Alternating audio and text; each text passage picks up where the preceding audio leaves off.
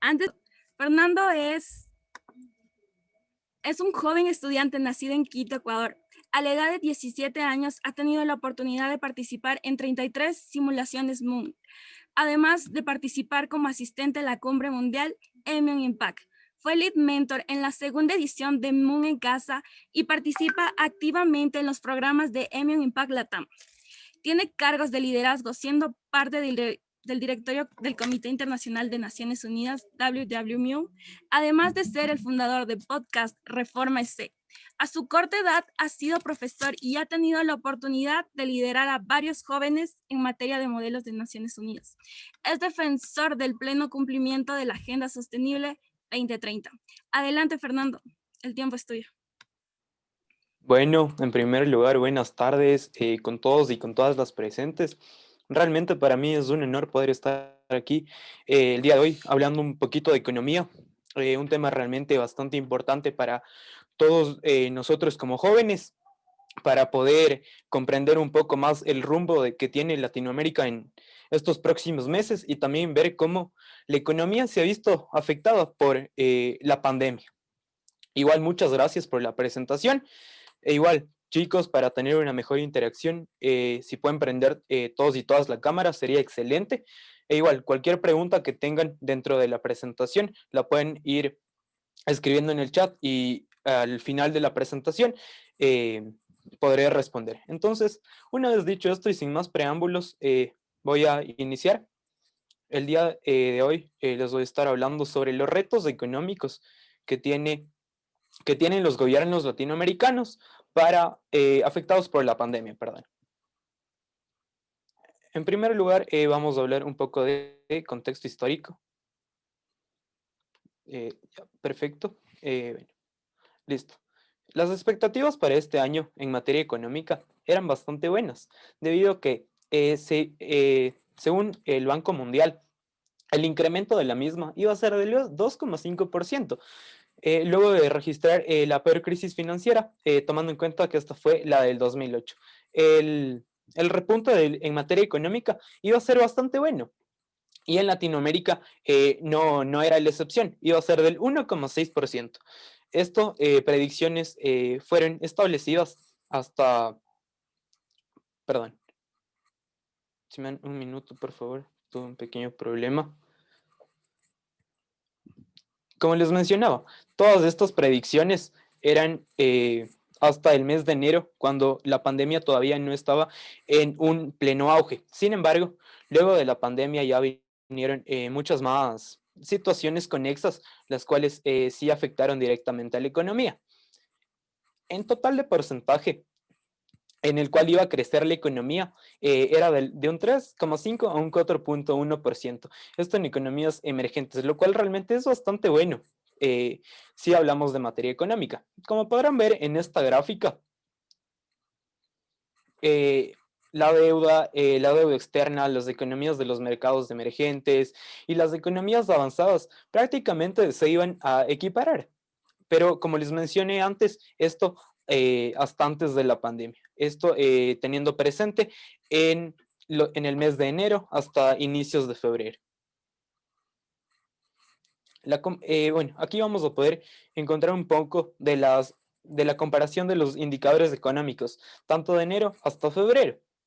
En enero, específicamente en Latinoamérica, en Panamá, República Dominicana, Bolivia, Colombia, Perú, Chile, Ecuador, México, etcétera, los índices económicos eran bastante buenos, entre el 5% y el 1,3% en su mayoría, dejando de excepción a Argentina y Venezuela, los cuales hemos visto que en los últimos años sí han estado bastante mal. Sin embargo, ya para septiembre de este año, no pudimos cumplir como ciudadanos, como gobierno, con estas predicciones por la pandemia, debido a que una caída del 9,4% en América Latina, Latinoamérica y el Caribe sufrió en conjunto. Esto ha sido la peor contracción económica que se ha registrado, no solo en el 2020. Yo me atrevería a decir que en toda la historia, desde el crack de los 30, ha sido prácticamente la peor situación económica. Además, que según el Fondo Monetario Internacional e información publicada esta semana, el panorama para 2021 tampoco es alentador, debido a que el FMI sitúa como las regiones que tendrán menor crecimiento financiero este año. Y esto se debe a varias situaciones, las cuales les voy a ir explicando posteriormente. Sin embargo, una de estas y la fuente principal de la misma es la recesión, también el confinamiento y también las trabas que hay para el comercio en cuanto se refiere a materia económica. En este gráfico, ustedes podrán observar la proyección económica para el 2021.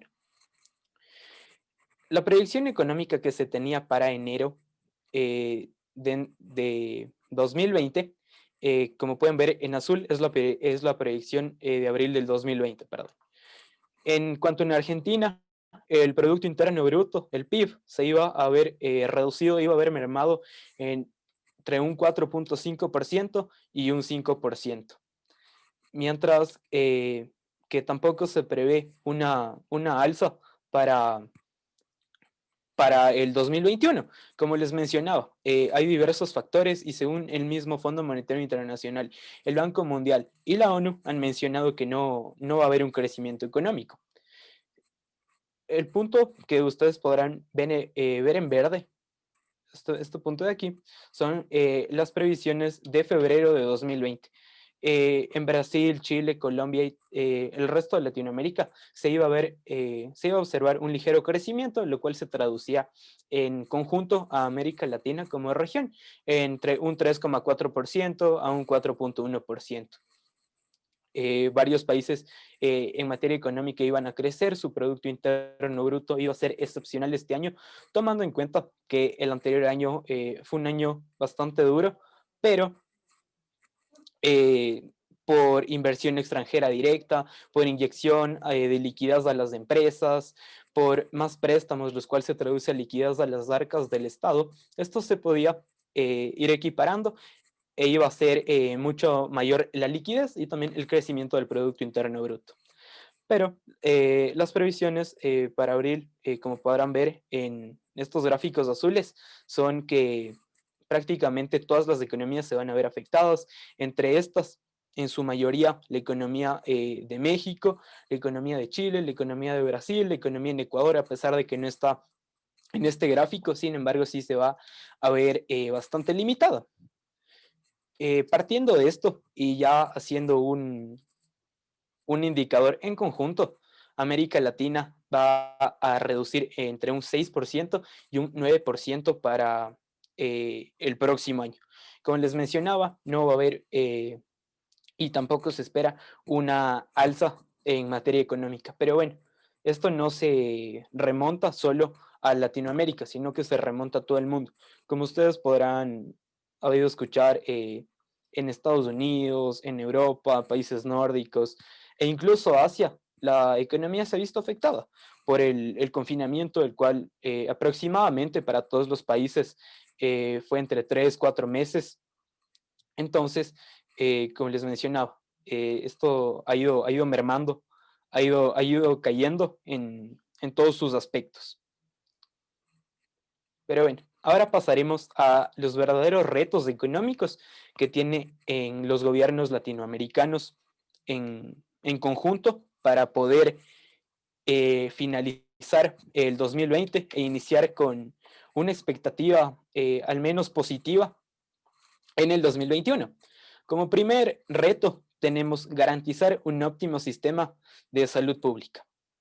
Como la mayoría de ustedes conocerán, en esta época de pandemia, pudimos observar que los sistemas de salud pública de prácticamente toda Latinoamérica no son estables, no son los correctos, no se cuenta con todos los equipos para tratar este tipo de casos, no hay camas, entonces se debe invertir mucho más dinero en salud pública. Es un tema realmente bastante importante, ya que nos une a todos, no es algo que sea alejado de la realidad. Nosotros hemos podido ver en las noticias, otras personas lo pudieron palpar par en experiencia propia. Entonces, es un reto bastante grande que tiene el gobierno, los gobiernos latinoamericanos, perdón, no me atrevería a mencionar a ningún gobierno en específico, puesto que esto afecta y también es un tema de toda Latinoamérica. Como segundo punto, partimos de reducir el déficit fiscal. Pero, ¿qué es el déficit fiscal? Es la deuda que es la deuda que se tiene, perdón, es el concepto de déficit fiscal o déficit de presupuesto público describe la situación actual de los gastos realizados por el Estado, los cuales superan a los ingresos no financieros. En pocas palabras, se podría mencionar que el déficit fiscal de esto es que un Estado está gastando más de lo que tiene. Entonces, su deuda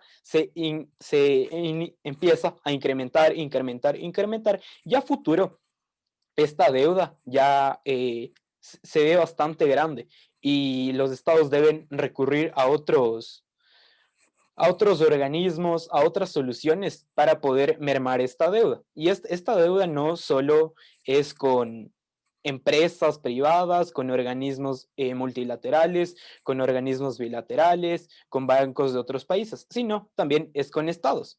Y de no ser cumplida esa deuda, y tomando en cuenta si hay un contrato, un memorándum de entendimiento, etcétera, la parte adeudada se puede ver obligada a dar cumplimiento con ese contrato. Por tal motivo, esto tendría una repercusión bastante grande dentro del sistema económico y también dentro del contexto social de una nación. Se podría traducir a protestas, un desfase político, una inestabilidad política e incluso eh, la entrada de un gobierno dictatorial o un gobierno anárquico. Como tercer punto, tenemos el dar incentivos al sector privado. Varios gobiernos latinoamericanos, no puedo decir todos porque esto no ha sido así, han dado incentivos al sector privado. Y ustedes se preguntarán, ¿qué es de incentivo? Un incentivo es darle dinero, inyectarle liquidez a las arcas de la empresa privada para que de esta manera la empresa privada no se vea hasta cierto punto ahorcada con deudas, pago de impuestos, pago de nómina, sino entra dinero a sus arcas y de esta manera la empresa ya tiene un respiro para poder completar a todos sus acreedores, todas sus deudas con el banco, con el Estado, etcétera. Entonces, este es otro reto que enfrenta todos los gobiernos latinoamericanos. Deben dar más incentivos al sector privado. Como cuarto punto, y uno de los más álgidos, es el incrementar las plazas de empleo en cada país. Según informes del Financial Times, de BBC y de Libre Razón, se ha mencionado que en toda Latinoamérica se ha perdido entre un 4.5 y un 4.9% de empleos, lo cual, según estadísticas, se traduce a que de 10 latinoamericanos, solo 6 cuentan, perdón, 5 de estos cuentan con un trabajo estable y el resto de estos cuentan con un trabajo informal, tales como comercio informal en las calles, venta de cualquier tipo de cosa igual en las calles, lo cual no se traduce a un trabajo formal, el cual un trabajo formal es estar afiliado al sistema y al Instituto de Seguridad Social de cada nación, tener los beneficios de ley, etcétera. Entonces, este es un reto bastante grande para los gobiernos latinoamericanos. Como quinto punto tenemos generar alianzas con entes intergubernamentales para de esta manera poder acceder a préstamos, los cuales se traducen a tener mucha más liquidez dentro del Estado. como les mencionaba, es algo similar a lo que pasa con los incentivos. Sin embargo, esto ya es más entre estados, entre organismos bilaterales, organismos multilaterales. Uno de estos puede ser el BID, el Banco Interamericano de Desarrollo, el cual un estado le proporciona, le pide un préstamo a este banco, a este ente, y de esta manera el Estado tiene esa liquidez, cuenta con esa liquidez hasta cierto punto momentánea para poder igual cumplir con sus obligaciones como Estado, tales como garantizar la salud pública, el pago de nómina a funcionarios públicos, eh, pa- pago, de, pago a jubilados, dar bonos correspondientes por ley, etcétera. Entonces, esto es bastante bueno porque si bien la mayoría de los países latinoamericanos tienen alianzas, un par de estos no tienen, lo que se traduce a que no tienen una verdadera liquidez y tienden a ahogarse con esta deuda. Otro punto bastante importante es fomentar la inversión extranjera directa. ¿Qué significa esto? Poder garantizar una seguridad jurídica y una simplificación bancaria para el empresario, para que de esta forma un empresario extranjero, una multinacional, una empresa grande venga a invertir en tu país, porque tú ya le estás dando esa seguridad que necesita, no le estás poniendo tantas trabas, no le estás poniendo tantos impuestos, más bien estás ayudando tanto a la empresa como a los ciudadanos de tu país, porque se están abriendo muchas más plazas de trabajo y de esta forma, directa o indirectamente, se está ayudando al Producto Interno Bruto de esta nación. Con esto no quiero decir que no se debe cobrar impuestos a las empresas, no, no, no, tomen muy en cuenta eso. Sin embargo, sí simplificar la forma, puesto que en varias naciones los impuestos para las empresas e incluso se ve al empresario como un enemigo. Como séptimo punto, perdón, tenemos garantizar la seguridad jurídica y simplificar la regulación bancaria. Esto se contrasta, es conexo con el sexto punto, lo cual es fomentar la inversión extranjera directa. Como les mencionaba, si el empresario, la empresa, el grupo el grupo de empresas tienen una seguridad jurídica y una simplificación bancaria, van a tener la seguridad, van a tener el gusto de poder invertir dentro de esa nación sin tanta traba o sin que mandar sus recursos al extranjero, sin tener que irse a otro país. Tenemos otro punto, cuál es generar alianzas público-privadas. Esto se puede realizar mediante contratos públicos, mediante memorándum de entendimiento, etcétera. Puesto que hemos visto que varias empresas públicas han estado por quebrar. Sin embargo, al mantener estas alianzas público-privadas, se puede interpretar que es parte, no en su totalidad, no en su 100%, la empresa pública, sin embargo, en un porcentaje minoritario. Y el otro porcentaje va a ser de la empresa privada, lo cual esto ayuda a que tenga mucho más dinero entre sus arcas y la empresa privada va a tener un mejor manejo desde otra perspectiva, desde otra óptica. Como noveno punto tenemos liberar el comercio. Varios países de Latinoamérica tienen tratados de libre comercio con otras naciones europeas, asiáticas, etcétera. Sin embargo, la mayoría de estos no tienen o no son partícipes de del Tratado del Pacífico, solo por mencionar algunos.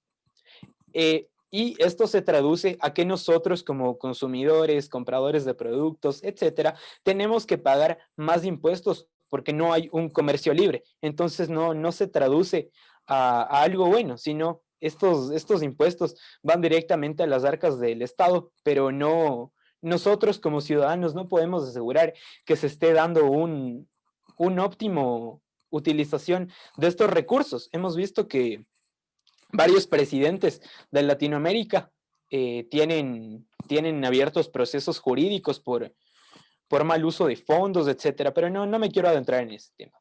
Y como último punto, tenemos a mi consideración uno de los más importantes, dar un pleno cumplimiento de los ODS. porque es un reto mundial, no solo aplica para un país, para dos países, para una región, es un reto mundial. Según la misma ONU, ha mencionado que va a ser súper difícil dar un pleno cumplimiento a todos los ODS, pero todos los ciudadanos, los gobiernos, la población en conjunto, debemos apoyarnos y apoyar para dar un óptimo cumplimiento. Pero ahora vamos a analizar las soluciones de los gobiernos latinoamericanos para poder mitigar la crisis financiera. Como sabrán, una crisis financiera no se puede mitigar en su totalidad. Sin embargo, sí se la puede mitigar desde cierta óptica, desde cierta parte. Eh, Como primer punto, tenemos el dar incentivos al sector privado. Como les mencionaba en los retos, también una de las soluciones ha sido dar incentivos al sector privado, pero esto no por todas las naciones, puesto que algunas naciones tienen una legislación laboral, una legislación financiera bastante cerrada, bastante sesgada, y ven a la empresa, al empresario, al sector privado como un enemigo. Entonces, esto por parte de algunos estados ha sido bastante buena, pero por parte de otros no, lo cual es un reto prácticamente. También se ha apoyado a las pymes. Las pymes son las pequeñas y medianas empresas, puesto que dentro de la economía latinoamericana y dentro del contexto económico, las pymes representan aproximadamente entre un 55-58%, puesto que en los últimos años han venido tomando bastante fuerza. Esto es un caso un poco alejado, sin embargo, sí me gustó ponerlo. En el caso de Europa, Europa, en conjunto con la Unión Europea, recurrieron a los eurobonos. Los eurobonos son bonos de deuda pública, los cuales ayudan a mitigar esa deuda y te dan un plazo establecido para tú ir pagando la deuda, y es una forma más fácil, más sencilla y también más segura de obtener liquidez dentro de tu país, de ser el caso que esté pasando por una situación económica mala. También solicitar préstamos a organismos como a organismos internacionales, regionales o directamente de un país. Como les mencionaba, bueno, les pongo el ejemplo de Ecuador, también les pongo el ejemplo de Costa Rica, etcétera. Han tenido acuerdos y han llegado a poder concretar, vale la redundancia, acuerdos económicos con el Fondo Monetario Internacional, con el BID, que es el Banco Interamericano de Desarrollo, etcétera, para de esta manera poder ir, ir teniendo mucha más liquidez, ir concretando respuestas, y también poder pagar a funcionarios públicos, también a proveedores, etcétera. Entonces, es algo bastante bueno que se ha venido generando dentro de varias naciones. No me puedo centrar específicamente en una. Otra solución bastante importante, y esto ya hablando en un contexto más mundial, es la inyección de capital a la bolsa de valores. Como la mayoría de ustedes habrán escuchado, Estados Unidos en el mes de julio, si no me equivoco, inyectó aproximadamente $2.000 millones a la bolsa de valores de Estados Unidos. Esto es bastante bueno, ya que ayudó a incrementar las inversiones, la cotización de acciones en bolsa, etcétera. Entonces, esto igual ayuda al país y también ayuda a las personas que son dueñas de acciones dentro de bolsas.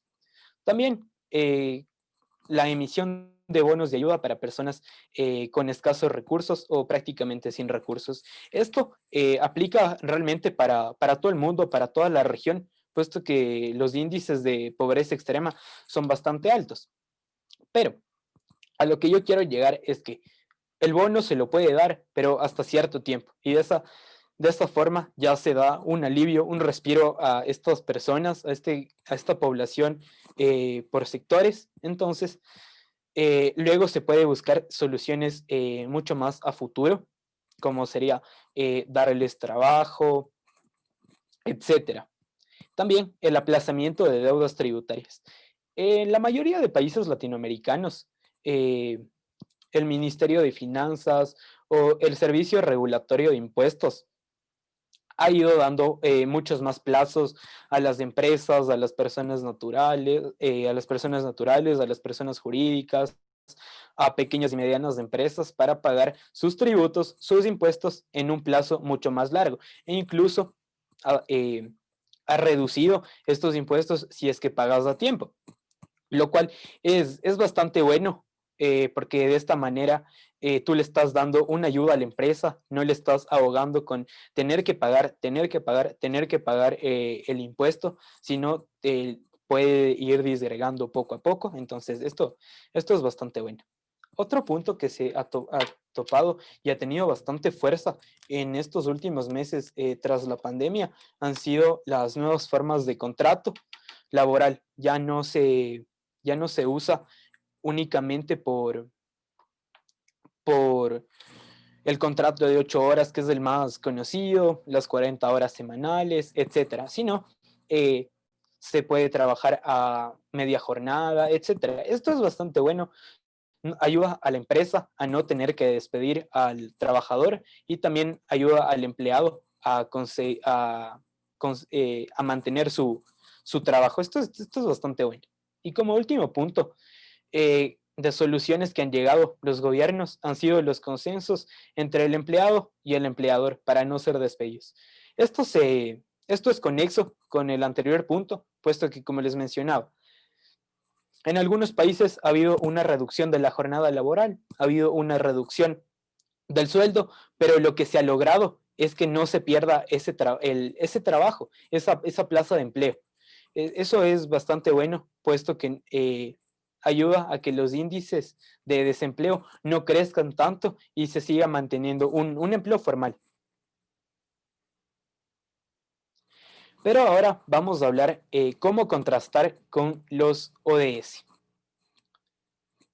La pandemia tendrá un efecto particularmente adverso para los trabajadores de la economía informal. Como les mencionaba eh, en diapositivas anteriores, el trabajo informal ha crecido ha crecido notoriamente, perdón, y en el año 2016, un 61% de los trabajadores de todo el mundo trabajaban en un sector informal, lo que se traduce a que solo el 39% de trabajadores en el mundo tenía un trabajo estable, eh, cumpliendo con la ley, etcétera.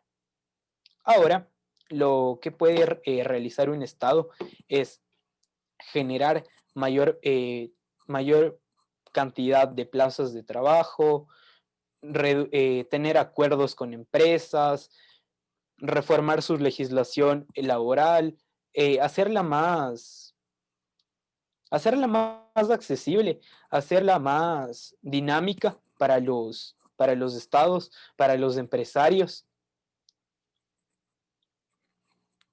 Ya, partiendo de esto, vamos a hablar sobre el ODS número 8, específicamente sus 5 metas, el cual el ODS número 8 es el trabajo decente y el crecimiento económico. El ODS número 8 tiene como fin el promover el crecimiento económico sostenido, inclusivo y sostenible, el empleo pleno, productivo y el trabajo decente para todos. La primera meta es mantener el crecimiento económico per cápita de conformidad con las circunstancias nacionales y en particular un crecimiento del Producto Interno Bruto de al menos el 7% anual. Esto es una predicción para el 2030, tomando en cuenta que no se contaba con la pandemia. Yo me atrevería a decir que el crecimiento del PIB per cápita para próximos años va a ser entre el 2.4 y 3.6%. Como segundo punto también está el lograr niveles más elevados de productividad económica mediante la diversificación, la modernización, tecnología y la innovación, entre otras cosas, centrándose en los sectores con gran valor añadido y el uso intensivo de la mano de obra. Aquí podemos ver, y también en varios países ya se está implementando la tecnología por encima de la mano de obra. Entonces, no debemos dejar de lado la mano de obra, puesto que es bastante importante y habrá cosas que las máquinas, los robots, la tecnología no van a poder ser tan productivas, tan buenas como la mano de obra. Como tercer punto tenemos promover políticas orientadas al desarrollo que apoyen las actividades productivas, la creación de puestos de trabajo decentes, el emprendimiento, la creatividad, la innovación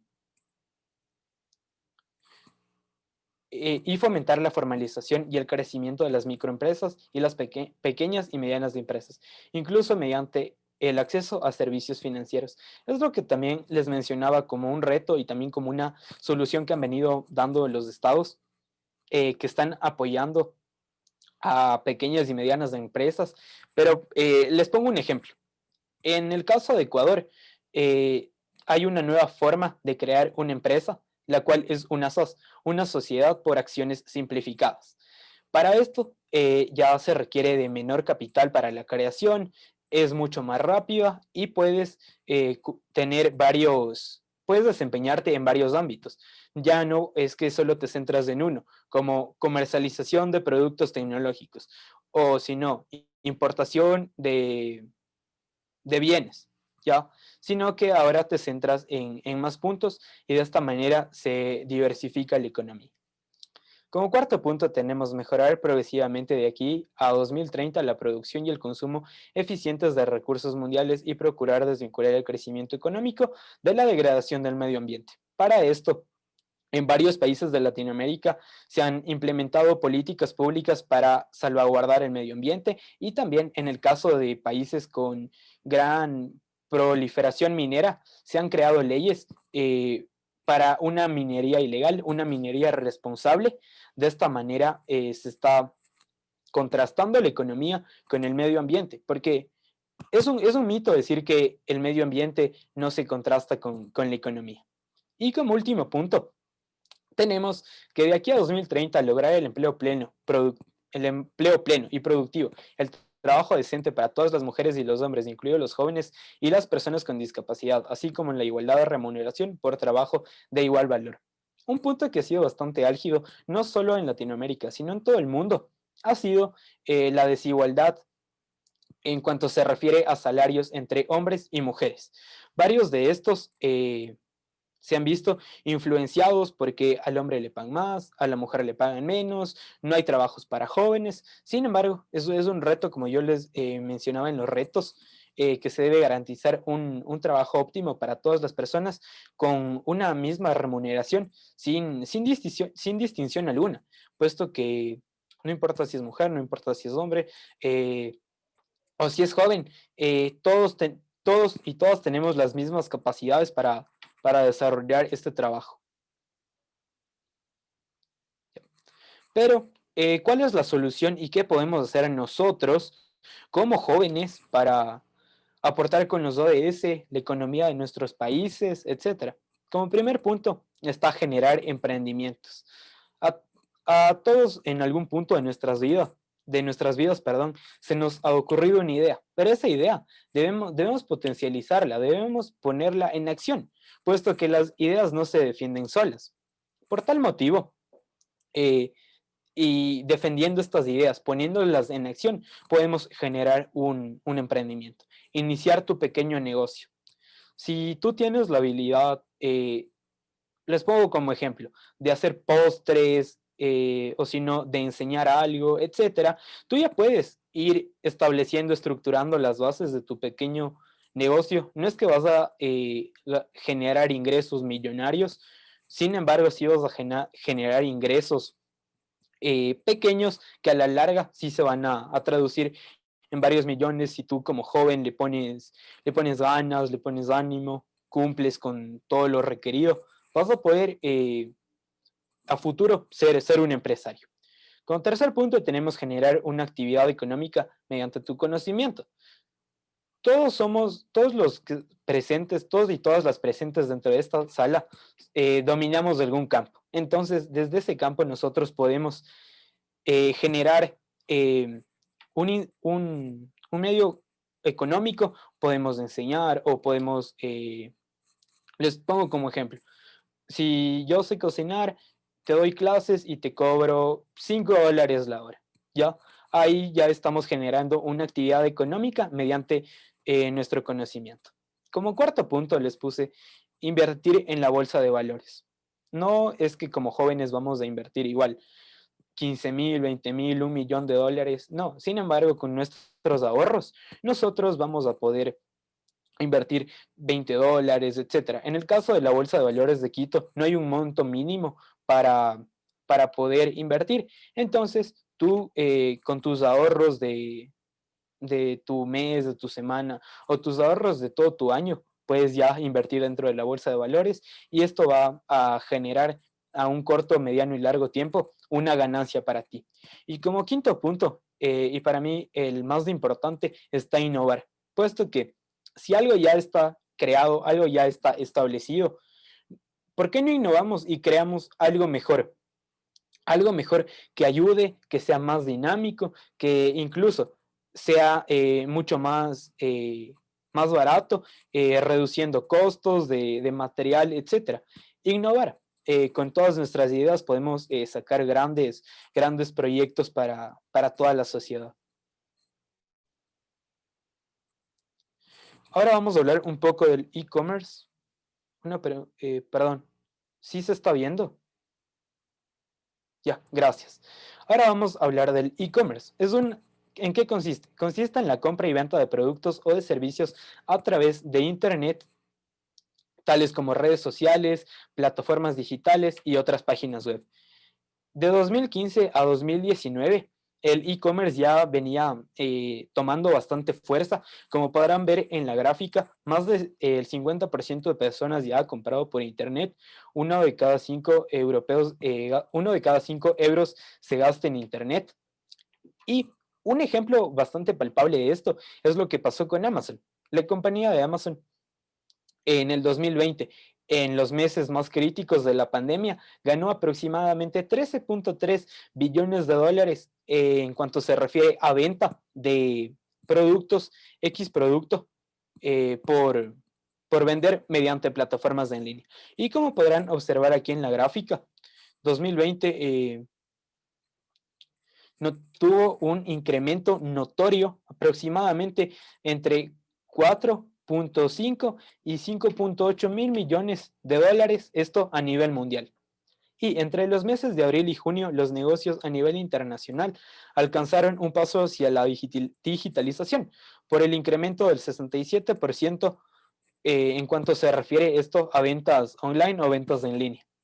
Ahora hemos visto que tiendas que nunca creíamos nosotros que podían tener una página web, ahora la tienen y venden sus productos. E incluso tú puedes comprar ropa, puedes comprar zapatos, tecnología, comida, todo tipo de cosas, desde tu teléfono, desde tu computadora. Entonces, esta es otra forma, otra solución para mitigar hasta cierto punto el desfase de la crisis económica.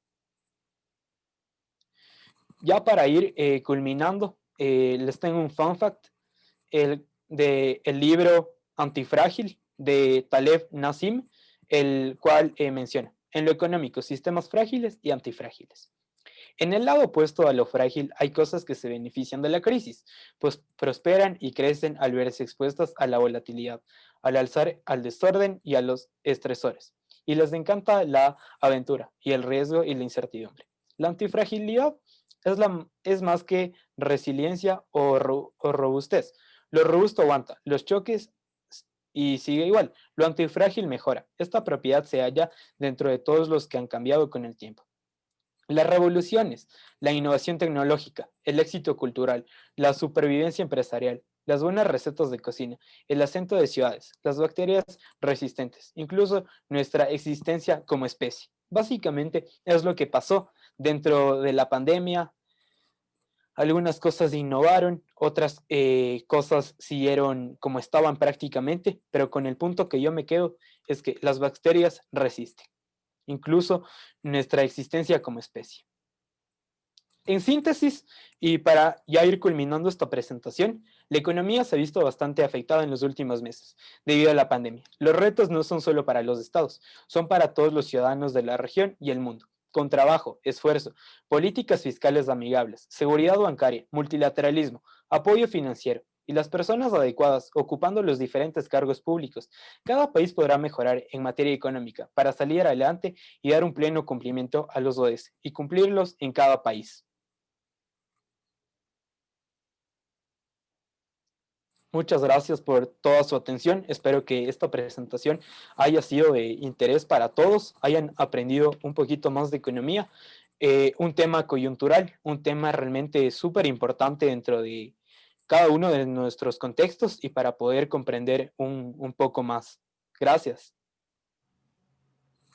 Muchísimas gracias, Fernando. Les pedimos que brindemos una ronda de aplausos reales y virtuales a nuestro expositor, que esta charla ha sido muy inspiradora para todos nosotros. Gracias nuevamente por acompañarnos, inspirarnos. Seguramente pues las economías latinoamericanas tenían una buena, pues sí, prevían una buena por sorpresa y pasó lo que pasó. Igual, muchísimas gracias, te agradezco por esos tips de tips pequeños emprendedores para todos nosotros líderes que estamos aquí en esta reunión. Gracias nuevamente por esta charla. Ahora vamos a pasar a la ronda de preguntas por nuestra voluntaria 2. Muy bien, listísimo. Por factor tiempo voy a leer las preguntas del chat. José P. pregunta, en el caso ecuatoriano, una economía dolarizada, ¿consideras que se deben aplicar salvaguardias arancelarias para mitigar la fuga de capitales? La siguiente. Diego de México pregunta, ¿qué lugares o por cuáles medios yo puedo obtener o generar un primer contacto para apoyar a la reducción y problemas económicos de mi país, siendo un joven? Alejandro Borja pregunta, ¿qué pueden hacer los jóvenes para contribuir a la recuperación económica? Tienes el piso, Fernando. Perfecto, muchas gracias. En primer lugar, dando respuesta a la pregunta de las salvaguardas, hay que diferenciar un poco entre las salvaguardas y también la fuga de capitales. Tiene una connotación bastante diferente. Las salvaguardas y los aranceles aplica para que el Estado tenga mucha más liquidez. Es un cobro de impuestos, pero realmente los afectados hasta cierto punto somos nosotros como consumidores, como compradores. Es lo que está pasando justo en Ecuador. Se interpuso un impuesto a las televisiones de más de 50 pulgadas. Les traduzco. Si tú quieres comprar una televisión de 50, 55, etcétera, pulgadas, ya te va a costar lo que antes, les pongo como ejemplo, igual, esto no es un precio real. Lo que antes te costaba $1,000 de esa televisión, ahora te va a costar 1,250 por ese impuesto. Entonces, esto no es bueno para los consumidores, ni hasta cierto punto para el Estado, porque no sabemos si esos recursos están bien direccionados o si se están invirtiendo en obras, en construcción de nuevos requerimientos para el país, o si se los está derrochando, gastando, o si otras personas están hasta cierto punto hurtando estos recursos. Entonces, a mi criterio, las salvaguardas no son buenas, se debe liberar el comercio y ya, es lo mejor, liberar el comercio, menos impuestos y más ingresos, muchas más compras. En cuanto se refiere a la reducción, a la pregunta de los jóvenes, como ya les mencionaba, hay varias formas, hay varias plataformas, si tú tienes conocimiento de algo, lo puedes vender dentro de Instagram, de Facebook, que es lo más común. De esta manera ya estás ayudando hasta cierto punto a incrementar la economía. Debemos tomar en cuenta que la economía es circular, no es una línea horizontal, entonces siempre va y siempre va a repetir el mismo proceso. Y como jóvenes, ya les mencionaba, nosotros podemos contribuir de la mejor manera, aportando nuevas ideas, innovando y generando emprendimientos. Muchas gracias a todos por su atención y por esta increíble presentación.